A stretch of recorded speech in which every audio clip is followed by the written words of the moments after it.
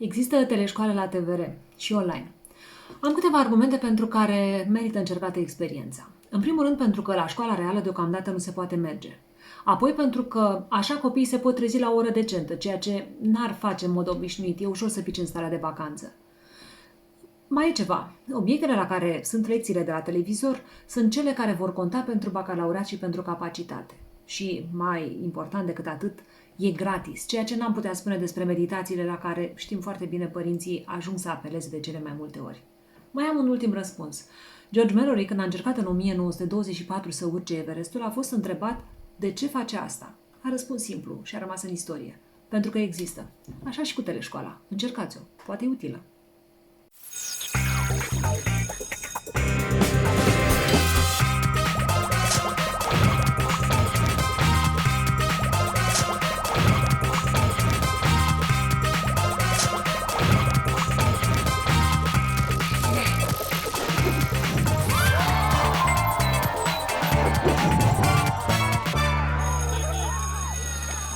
Hello, hello! Bun găsit din nou! Teleșcoala vine în ajutorul tău! So, let's go! Urmează ora de engleză pentru clasa a 12-a. Good luck, my friends! Hello, and welcome everyone to the English class. My name is Ileana Leca, and I teach English in the renowned George Coșbuc Bilingual National College in Bucharest. If you're watching this, it means you've decided to take English with your final exams. Great choice. My goal for today is to go through the basic tips of how to go about the exam. You probably know by now that there's a written paper, a listening paper, as well as an oral examination. So you need to be in tip-top shape by the exam. Today I've chosen a topic, and within the topic we'll be discussing different parts of the exam.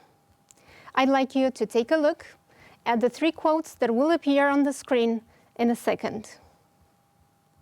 Please scan the quotes and tell me what they have in common. Maybe there's a keyword that draws your attention, and the keyword obviously is freedom. So you must have guessed by now that what I'm going to talk about to you today is human rights. And freedom is obviously one of those inalienable rights that we have, and I'd like us to consider other rights and freedoms that are granted to us through the Universal Declaration of Human Rights. I'd like you to once again take a look at the screen. Here are some suggestions of rights. I've made a note of the right to life that we're endowed with, liberty and security of person, the right to work, but I'd like you to think of other rights. And if you've come up with any of these, maybe the right to privacy, maybe the right to food, clothing, security of home, or maybe the right to education, and here's what we're going to do today, right? Or maybe the right to a nationality, maybe the right to vote came to your mind? Maybe the freedom of expression, which is essential, as well as the right to own a property. Then, of course, you were on the right side. Then again, you might have thought of other things, and if you went anywhere along these lines, you were right. Now, I'd like us to consider real-life situations, and I've tried to gather something that will help you put into perspective rights and freedoms. There are situations in life, and this is inescapable, in which people's rights or freedoms are infringed. And here are some situations that I'd like you to consider, as I was saying earlier, and try to infer which is the right or the freedom that has been violated in each case.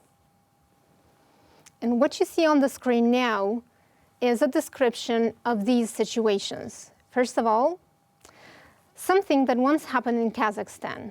A Muslim secondary school teacher has been forbidden to wear a hijab.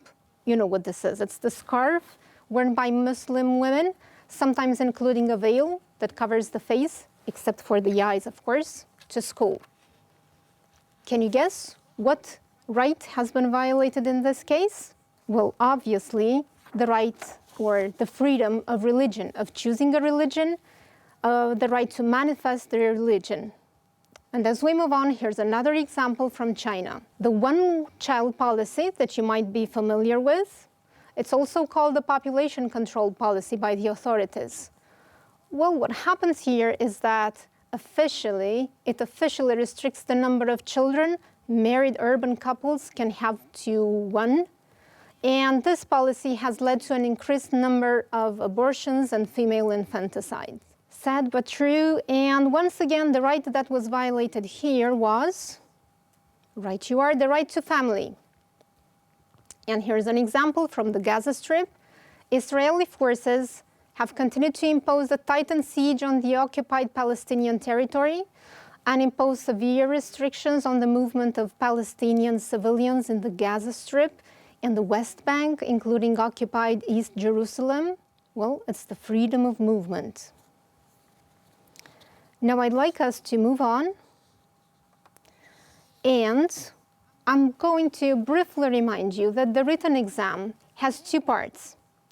There's a reading paper in which you are required to read two texts, and they are each followed by a reading comprehension task.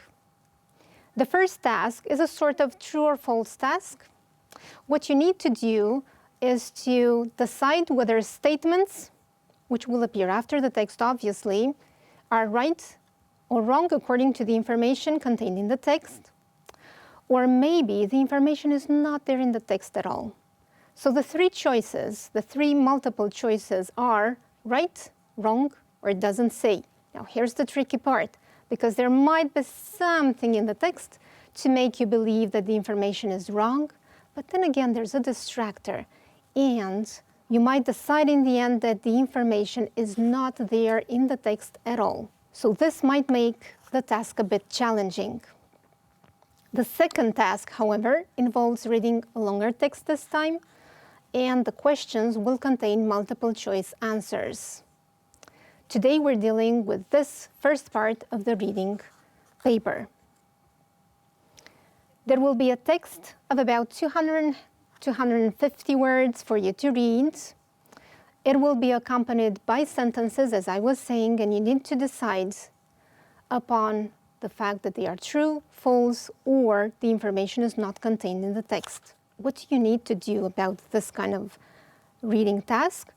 Well, my suggestion is that the first thing to do would be to quickly scan the text.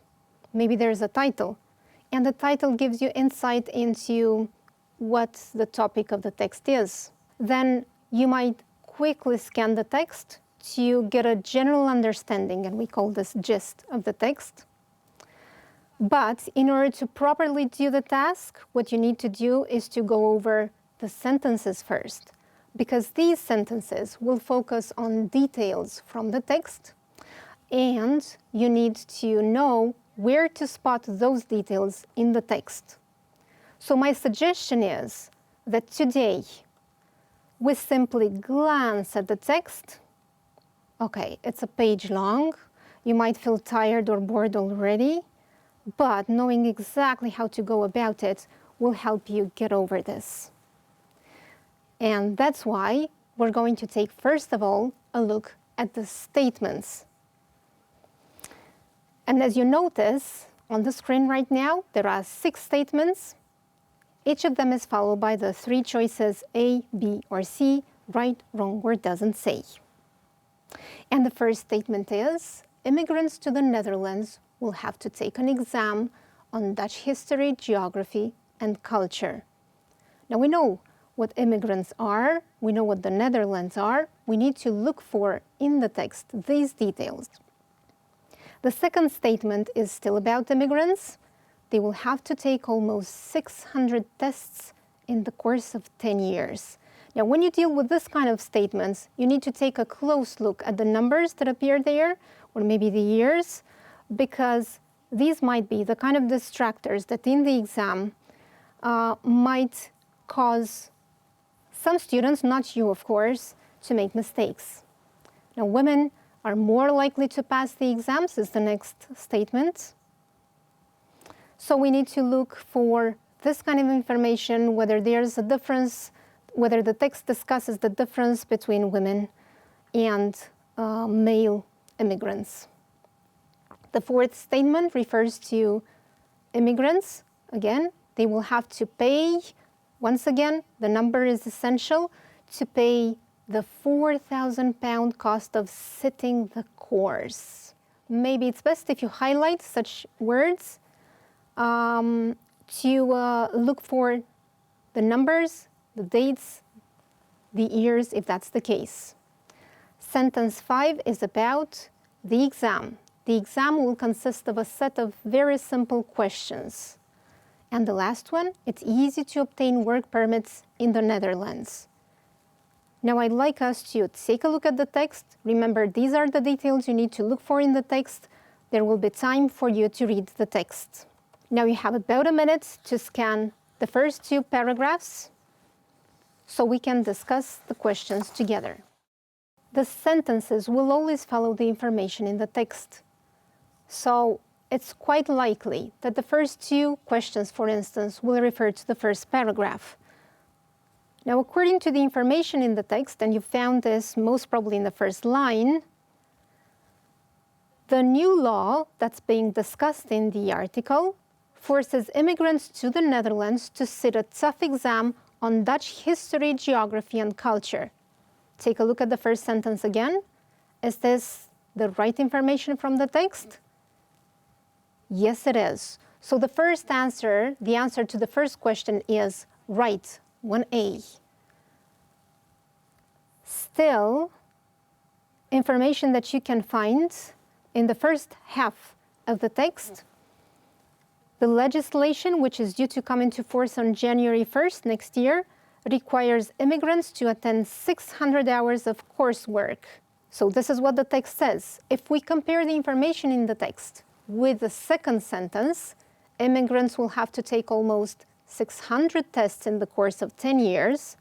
We realize that this is not the information we have in the text. Of course, we have the same number, 600, but it's not hours, but tests. So the information is wrong according to the text. In the same paragraph, we find out that the cost of sitting the course and taking the exam will be £4,000 per person. So we can now refer to question 4. Immigrants will have to pay £4,000 for sitting the course. Since the text says that £4,000 will cover the course and taking the exam, it means that question 4 is wrong. But you've noticed that in between questions 2 and 4, there was a third one, women are more likely to pass the exam, and we're not told anything about women, which means that we should mark this as C doesn't say, because the text doesn't say anything about women. Now the text goes on to discuss the kind of questions that will appear, and the text literally says the questions will be far tougher than the British test life in the UK, and there are examples of questions that will be asked about harbors, dikes, churches. Candidates will also have to show an understanding of historical sensitivities in Dutch society, and they will also be assessed on a series of role plays, including how to open a bank account. Back to question 5. The exam will consist of a very set of simple questions. Well, it couldn't be further than wrong, right? Because we know what the test will consist, and there are so many intricate questions. So 5 is B, wrong. It's easy to obtain work permits in the Netherlands.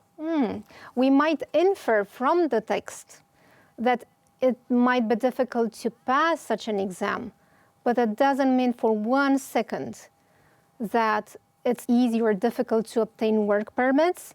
So that's why we should mark this statement as C doesn't say. So I'll go over the answers once again to make sure you've done the right thing. It's 1A, right. 2B, wrong. 3C doesn't say. 4B, wrong. 5B, wrong. And 6C doesn't say. As I was saying, the second part of the reading paper becomes a bit more intricate, and we're moving on to writing. And in the writing paper, there will be 2 tasks for you to perform. In about 80 to 100 words, you're supposed to produce a letter written to a friend. A friendly letter. In part 2, however, you'll need to write an essay, which is longer this time. It should be between 180 to 100 words. So, maybe this is the more challenging task, and that's why we should approach it today. And I'd like us to start from a proper exam task. The task, as you will see on the screen, is also followed by 5 sentences, which are there just to test your understanding of the task itself. And I'll read out loud the task, although I'm sure you will read it yourselves. You have recently attended a lecture on the position of women in today's society and discrimination between the sexes.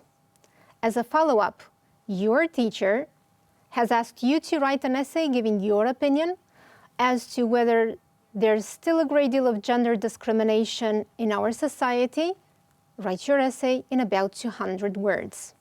Remember, in the exam, they will tell you between 180 to 200 words. All right, so you need to write an essay, which will be addressed to your teacher, because the teacher is the one that asked you to write it. Let's go through the 5 sentences below, decide whether they are true or false. First of all, you're required to write an opinion essay. Is this what the task says? Yes, it says that you need to write an essay giving your opinion, which means that from the very start, you need to adopt a standpoint and then bring arguments to support your opinion. The style of language your reader will expect is quite formal. You're addressing it to a teacher, right? You're writing because you're in an exam, so of course you're supposed to write in a formal style. It's not like you're talking to a friend. It's not like you're sending an email to a close friend. You're writing a formal essay. So this sentence is also true. You need to use an article format. When it comes to format, and they tell you that you need to write an essay, it should look like an essay. And what does the essay look like? Does it have a title? No, articles have titles, not essays. All right, so your essay doesn't need a title. How will you organize it? In paragraphs, obviously. And as we all know, you will need an introduction, a main body, and a conclusion. Now, the classical organization of an opinion essay will require you to have either 2 or maybe 3 arguments in the main body. We're going to take a look at a model written in response to this task, and we'll discuss the organization of the essay at length. But for the time being, remember, you need an introduction, a main body with maybe 2 or 3 paragraphs, and then a conclusion. The next sentence goes, the purpose of your essay is to complain about gender discrimination. Now, you were supposed to write an essay and give your opinion. Does this mean that you complain about something? You're not complaining about anything at all. But you are discussing gender discrimination. So the topic you're discussing is gender discrimination. It's just that you're not complaining. You shouldn't be bringing arguments to complain about something that may or may not be. And the last sentence is, you need to bring arguments supported by examples, justifications, explanations to justify your opinion. True or false?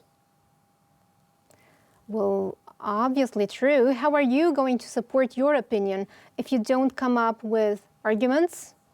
And your arguments will be, of course, fully developed only if you come up with explanations or justifications. So you need to bring arguments to support your opinion, And these arguments will be fully developed if you come up with examples, justifications, explanations.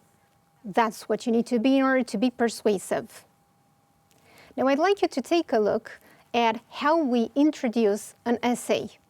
Obviously, the introduction is the most important part because this is where you not only introduce the topic, but also come up with your opinion. So it's obviously a good idea to start with phrases like "it's often argued that," "many people are becoming aware of," and you introduce the topic. Or, "while most people these days believe that," it is a fact that. "Taking everything into consideration, I would say that." This doesn't sound like a good introduction, right? Because when you take everything into consideration, you're already drawing a conclusion, so stay away from such a phrase. Of course, you can use "recently we have all become concerned about." And then when you introduce your opinion, it's best if you go with phrases like "personally I feel that," "I tend to believe that," "I strongly believe that." But don't use words like "you have to be crazy to believe that." That's not for a good essay addressed to a teacher. And here's an essay that one of my students wrote, and it's a real authentic essay that I'd like you to go over in order to identify the number of paragraphs and, of course, complete the paragraph plan that follows.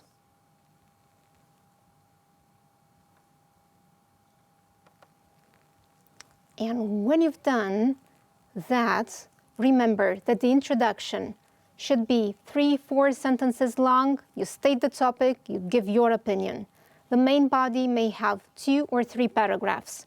If you decide to go with 2 paragraphs, it's because you only come with 2 arguments to provide support for your opinion. If you decide to go with a 3-paragraph main body plan, it means that you also come up with a counter-argument which makes sure you refute.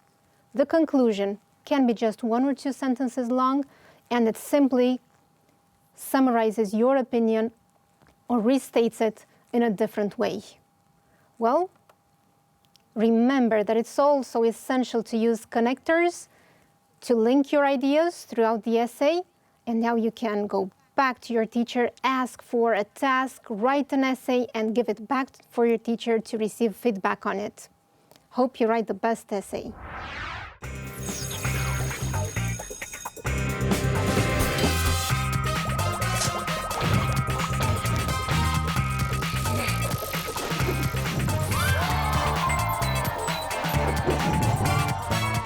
Atât pentru această săptămână. Să înceapă weekendul! Noi vă recomandăm să stați în casă și să vă faceți toate temele. Trimiteți rezolvările profesorilor voștri de la școală. Emisiunile noastre sunt disponibile și online pe site-ul tvr.ro și pe canalul de YouTube. Weekend minunat să aveți! Ne revedem luni! Bye bye!